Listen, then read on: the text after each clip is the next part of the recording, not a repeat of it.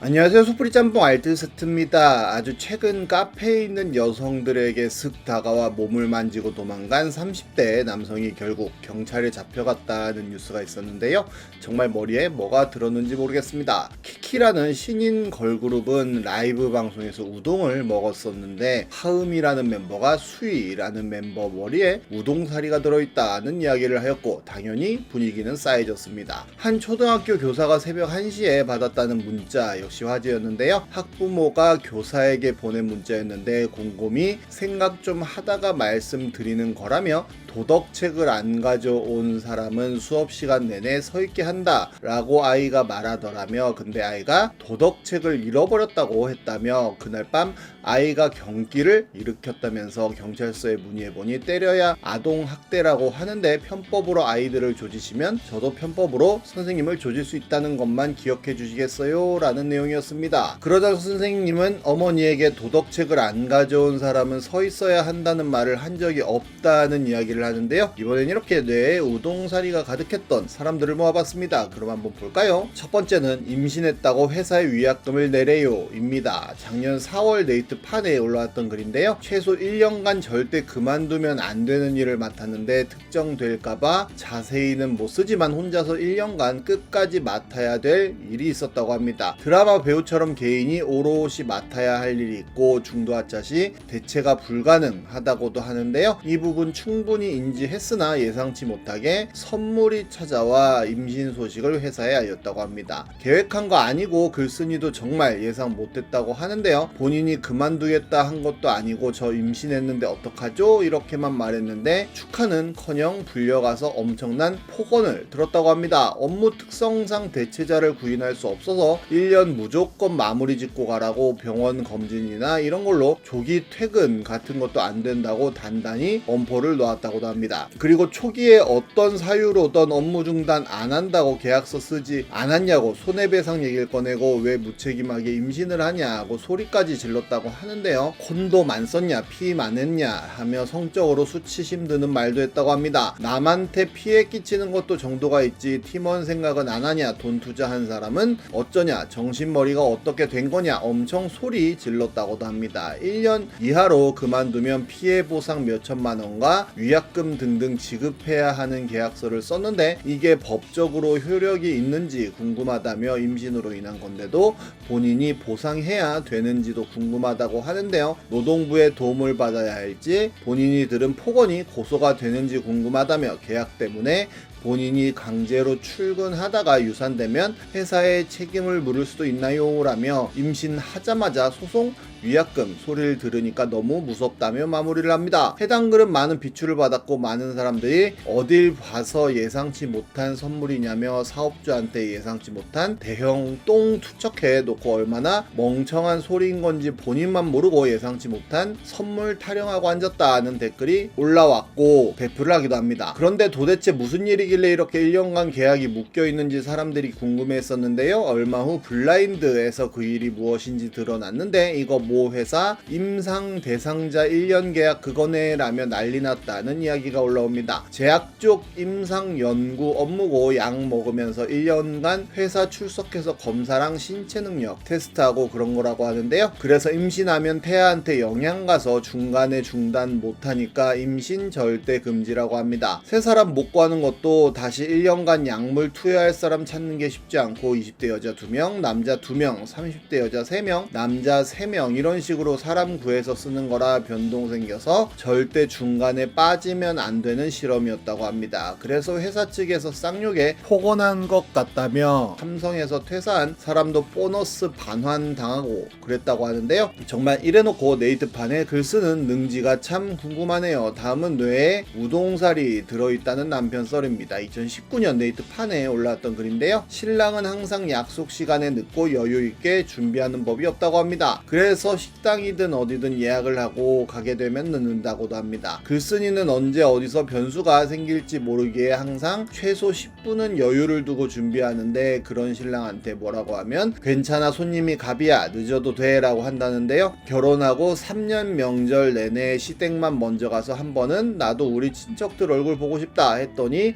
니네 친척들이 명절 당일 다음날 모이면 안 되냐는 말을 했다고도 합니다. 그리고 글쓴이네 결혼식 때 와준 지인 결혼식에 안 간다고 하는데요. 안 가기만 하는 게 아니라 이직한 옛 직장 상사나 별로 안 친한 지인이 결혼을 한다 하면 다신 볼 사람 아니라며 축의금조차 않는다고 합니다. 또 한 번은 결혼하고 아기 가지기 전에 바깥에서 지인 만나고 집에 가려고 택시를 타는데 신랑은 술이 좀 됐었다고 하는데요. 그때 신랑이 비틀즈를 먹고 있었는데 어쩌다가 그걸 택시 바닥에다 흘렸다고 합니다. 그래서 글쓴이가 어휴 하며 밤이라 잘 안 보이지만 발밑에 있는 보이는 거만이라도 주우려고 했더니 남편은 아저씨 모르는 것 같으니까 그냥 가만히 있어 라고 귓속말을 했다고도 합니다. 식당이나 가게 같은 데를 가면 글쓴이 얼굴이 붉어질 만큼 말도 안 되는 요구를 하는데, 예를 들어 5만원짜리를 3만원에 달라고 하고 백화점에서 2개 샀으니까 깎아달라고 하는 식이라고 합니다. 박병원이라는 병원에 가서도 자기가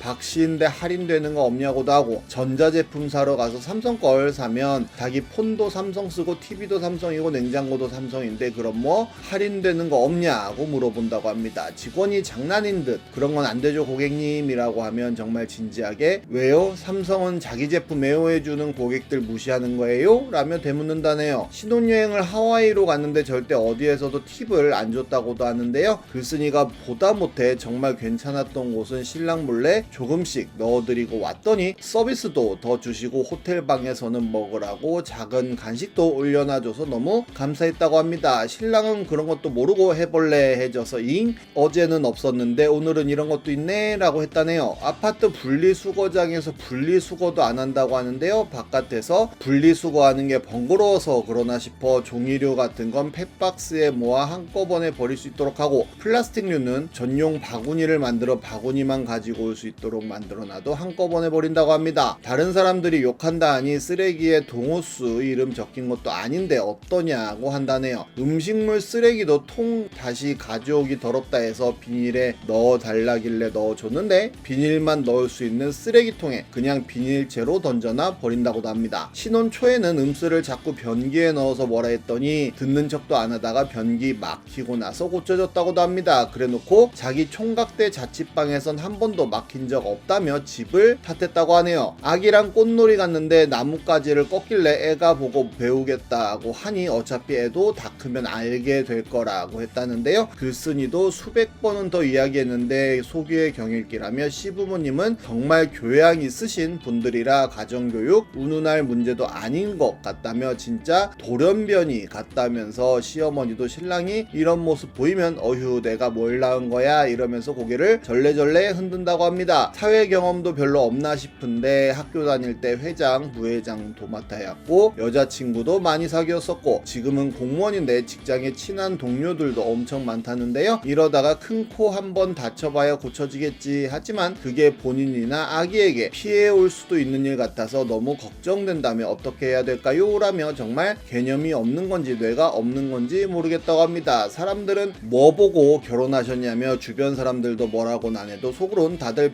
정신이라고 생각할 거라는 댓글을 달기도 했는데요. 그냥 사회적 지능이 아예 없는 사람이 아닌가 하는 생각이 듭니다. 다음은 진짜 경계선 지능장애 아닌가 싶은 더러운 룸메 이야기입니다. 따로 진단받은 적은 없지만 반추해보면 그 친구야말로 경계선 지능이 아니었나 생각이 든다는데요. 글쓴이는 그 친구를 눈새라고 불렀는데 눈치 없는 새끼의 줄임말이라고 합니다. 글쓴이가 눈새와 함께 살았을 때가 십몇 년 전인데 그때는 경계선 지능 이나 성인 ADHD 같은 말들이 활성화되어 있지 않았던 때였다고 하는데요. 그래서 글쓴이도 단순히 눈치가 정말 없는 애라고만 생각하고 생활력 떨어지고 덤벙거리는 유난히 느린 친구라는 생각을 했다고 합니다. 눈새는 비닐봉지 입구를 살짝 오므려 1분 데우는 걸 봤다고 봉투를 꽉 묶은 채로 2분 이상 전자레인지에 돌려 폭발시키는 건 기본이라고 하는데요. 똑딱이 손난로 재사용 가능하니까 흔드는 손난로도 재사용할 수 있을 거라 거라 생각해 전자레인지로 5분 넘게 돌려서 전자레인지 판 놓고